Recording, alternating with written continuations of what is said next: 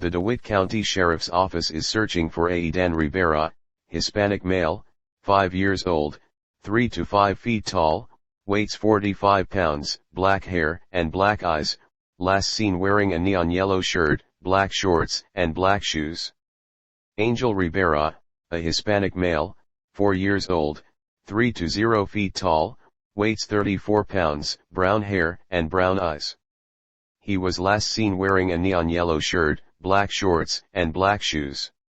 They were last seen at 9 p.m. on May 21, 2024 at the 120 block of East 5th Street, Yorktown, Texas. The police are looking for Julian Rivera in connection with their abduction. The suspect is driving a black, 2007, Chevrolet Tahoe bearing Texas license plate number FVK0342. The suspect was last seen in San Antonio, Texas. Law enforcement officials believe this child to be in grave or immediate danger.